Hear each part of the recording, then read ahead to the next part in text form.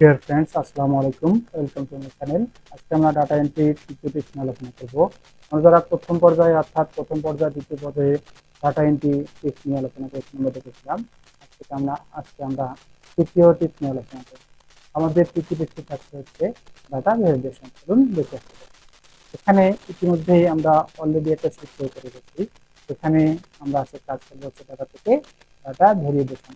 Data validation কাজ কিভাবে করতে হয়, ডাটা ভ্যালিডেশন কি, এর সিস্টেম নিয়ে আলোচনা। এখানে একটা শিট আছে। এখানে এসআর নেম, এসআর আইডি অর্থাৎ ক্লাস অ্যাটেন্ডেন্স সার্টিফিকেট দেওয়া আছে। এখানে বেশ কিছু এসআর নাম দেওয়া আছে। এখানে আপনাকে বলা হলো যে আপনি শুধু আপনার কোনো কোম্পানির বস কিংবা আপনার একজন কর্তৃপক্ষ বললো আপনাকে শুধু আপনার এই আবির হোসেন ডাটাটাকে শো করাতে হবে। আবির হোসেনের যে ডাটা ভ্যালু আছে এটাকে শুধু শো করাতে হবে। এটাকে আমরা কিভাবে করবো? এটাকে করার জন্য আমরা নিম্ন আছে থেকে সিলেক্ট করবো। তারপর ডাটা থেকে আমরা ফিল্টারে ফিল্টারে একটা দেখা যাবে আমাদের অলরেডি একটা আইকন তৈরি হয়ে গেছে, যেটাকে বলা হয় ফিল্টার। এটা আমরা অটোমেটিকলি এটা তৈরি করে ফেলেছি। আমরা এই ফিল্টারে কিভাবে আমরা ফিল্টারকে দেখতে পারবো, এই ফিল্টারে ক্লিক করে এখানে আমরা আমাদের যে টেক্সট টেক্সট ফিল্টারস আছে এখানে সবার নাম শো করতেছে। আমরা এই সিলেক্ট অলটাকে আনসেলেক্ট করে এখানে যদি যার ভ্যালুটা দেখতে পাচ্ছি শুধু তার নামটাকে সিলেক্ট করে দেবো। আমি দেখতে পাচ্ছি না আবির, এটা সিলেক্ট করে ওকে করে দিলাম। তাহলে দেখা যাবে যে আবিরের যে ভ্যালু আছে এটা সম্পূর্ণটা দেখাচ্ছে। আবির হোসেনের যে ডাটা শিট আছে এটাকে দেখাচ্ছে। এটাকে আমরা আন্ডু করে নিলাম। তারপরে আপনাকে বলা হলো যে এখানে যে ভ্যালুগুলো আছে অর্থাৎ জানুয়ারি ফেব্রুয়ারি মার্চ যেগুলো আছে এই ভ্যালুগুলো থেকে আপনাকে সেরা 10 জনের নাম বের করতে হবে। অর্থাৎ টপ 10 বা সেরা টপ 10 বা টপ 5 যেটাই বলেন না কেন আপনাকে সেই তালিকা দেখাতে হবে।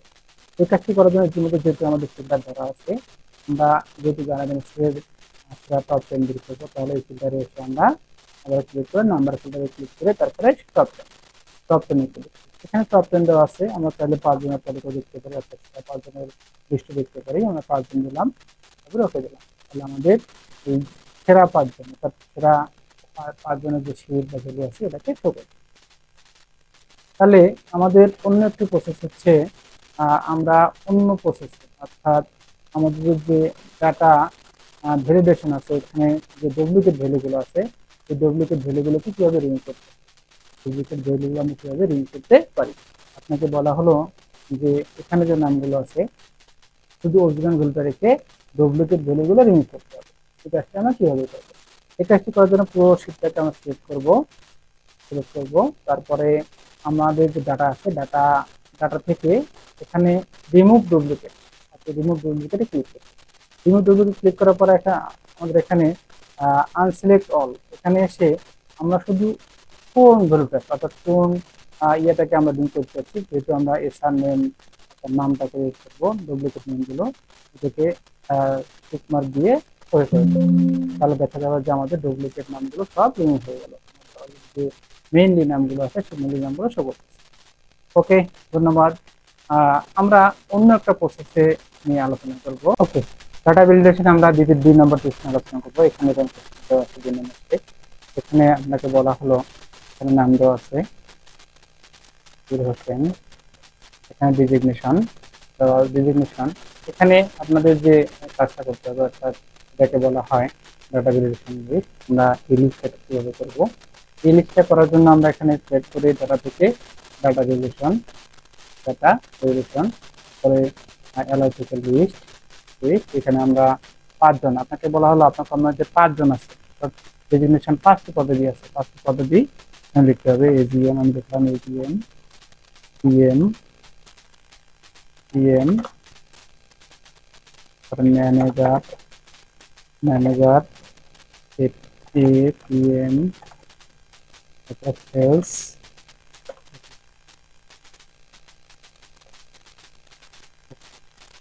করে দিলে এরকম একটা ভ্যালু চলে আসবে। এখানে ভ্যালুতে ক্লিক করলে অলরেডি আমাদের জিএম কিংবা পিএম যেটা আমরা ক্লিক করি সেটাকেই শো করি। তাহলে আমরা এই আমাদের যে টেবিল আছে অর্থাৎ যে কলাম আছে প্রত্যেকটি কলামে এটা কিভাবে শো করবো তারপরে এখান থেকে মাউসের যখন প্লাস আইকন হবে তখন ট্র্যাকটা নিচে নেবে, তাহলে দেখা যাবে আমাদের প্রত্যেকটি রোতে এটা শো করবে, এটা শো করবে। তাহলে আমরা সহজে ভাবে এটাকে করতে পারি। আচ্ছা, আমরা অন্য একটি প্রসেসে ডাটা ভ্যালিডেশন কাজ করতে পারি, সেটা হচ্ছে আমরা এখানে একটা কলাম নিয়ে নিলাম, এখানে একটা দুইটা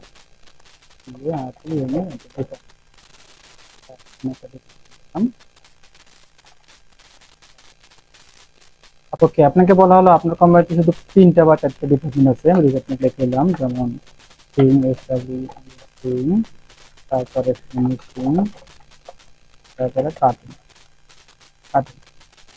ঠিক আছে, এখন এই ডিপার্টমেন্টটা অলরেডি আমরা এখানে সিলেক্ট করবেন। আমাদের এটাকে রিমুভ করার জন্য আমরা এটাকে সিলেক্ট করব। এখানে যেহেতু আমাদের ডিপার্টমেন্ট আছে 3টা, আমরা যেহেতু এখানে অলরেডি ডাটা রিলেশনের ডাটা অলরেডি নিয়েছিলাম, তাহলে এটাকে সিলেক্ট করে ডাটা থেকে ডাটা রিলেশন, তারপরে এখানে যে আমাদের টিক মার্ক আছে ক্লিয়ার করে আমাদের ডাটাটা রিমুভ হয়ে যাবে। এখন চাচ্ছি আমরা এটাকে কিভাবে আমরা ডাটা রিলেশনে কাজ করব।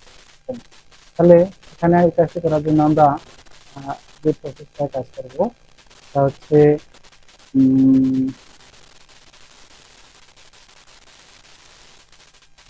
ডাটা রিলেশনের দ্বিতীয় পার্ট অর্থাৎ দ্বিতীয় ধাপটা নিয়ে আলোচনা করবো। আলোচনা করতে এখানে ডিপার্টমেন্ট বলা হলো আপনাদের কোম্পানি অলরেডি আপনার কোম্পানিতে 3টি ডিপার্টমেন্ট আছে, তাহলে আমরা এটা কিভাবে করতে পারি?